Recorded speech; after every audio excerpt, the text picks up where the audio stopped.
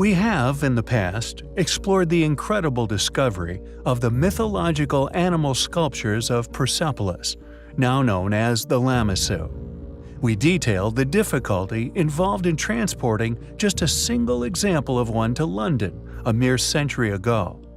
Yet, it would seem a similar situation seemingly also occurred at the ancient site of Amathus, one in which the French quietly endured and restrictively documented.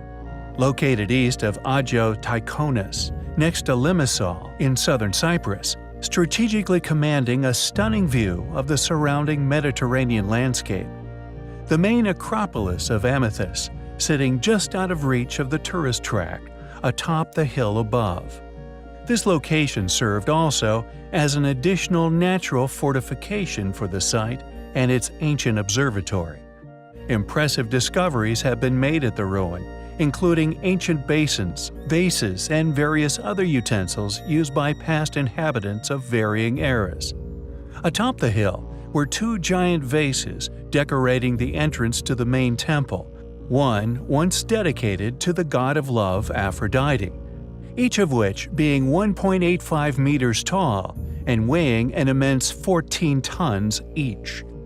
One of which being stolen by the French, specifically architect Edmond de Thouet, during the Ottoman occupation of Cyprus, supposedly given permission to take it away to his country. It now rests in the Louvre Museum in Paris. His documentation of this ordeal, we feel, is a revealing insight into the clear prohibition from exposing the astonishing capabilities of ancient civilizational capability. He reservedly wrote of the ordeal of getting it back to Paris in his diary. Quote, "Our last day was dedicated to Amathus, the only sanctuary of Aphrodite that we visited. There, we found two huge stone vases, 3.4 meters in diameter. I could not figure out the amount that was buried in the ground, and only a measure of the artifact which was sticking out. I thought if I managed to get it out of there and to convey it into the sea, it will be my biggest achievement. I will begin to study the ways and mechanisms needed to achieve this and to have it transferred. This will create a big impression in the Louvre." End quote. Who made these vases, or indeed the Acropolis itself? They were clearly astonishing vases, having existed to this day and beyond, and along with their sheer weight, we undoubtedly find them highly compelling. We recently covered the astonishing discovery made deep within a coal mine under Rostov in Russia, fortunately photographed by Mr. Kasatkin, an experienced safety engineer, who discovered the prints of what clearly appears to have been left by chariots' wheels. These seemingly impossible prints are, thankfully, not the only unexplained artifacts to have been found deep within the mines of Earth.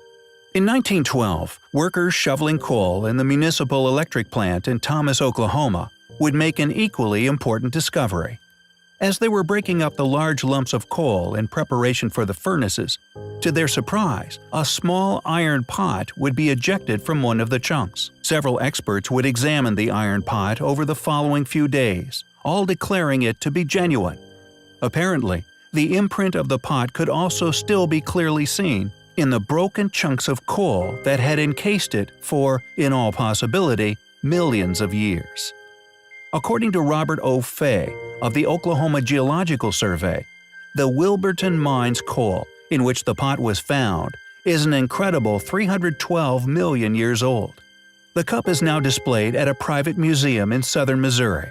It was fortunately photographed by Robert Nordling, who sent a copy to Frank Lewis Marsh, emeritus professor of biology at Andrews University in Berrien Springs, on 10 January 1949. He forwarded the images to Wilbert H. Rush in 1971. Rush was a professor of biology at Concordia College. This means that we now have several artifacts we know to be in existence, which, according to modern understanding as to the age of coal, are over 300 million years old. The pot is still within a private collection of an unknown collector. Within a place called Laos, a landlocked country in the heart of the Indo-Chinese peninsula, is probably one of the most confusing archaeological sites on Earth.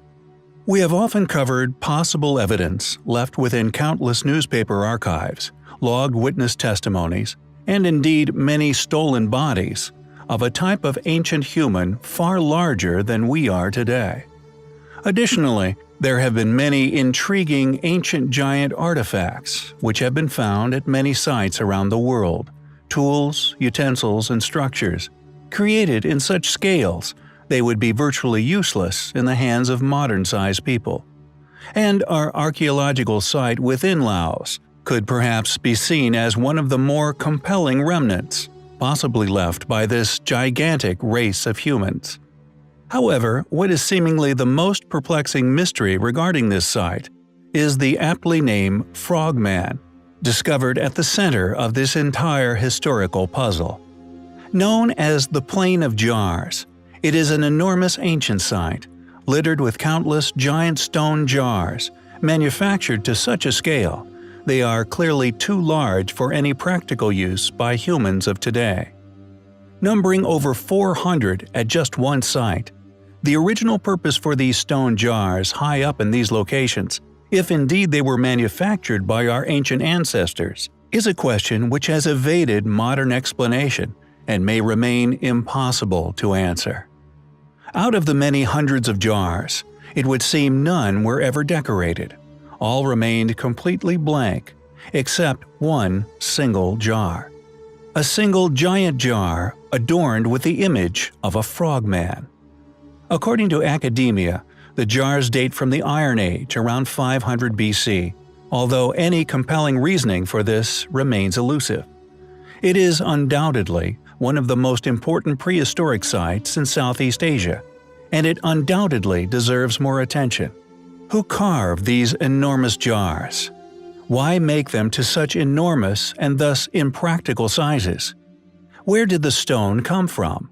Or indeed, how were they carried to their final resting places high up on these plateaus? Were they possibly made by a race of giants? Who is our Frogman character? Was this single image a signature, left by the original makers of these giant jars? Unfortunately, we may never know. Dorchester, Massachusetts, USA, in 1852, at Meeting House Quarry, workers were using dynamite to break up the bedrock, when an explosion threw an artifact into the light of day, after spending many thousands of years under the earth.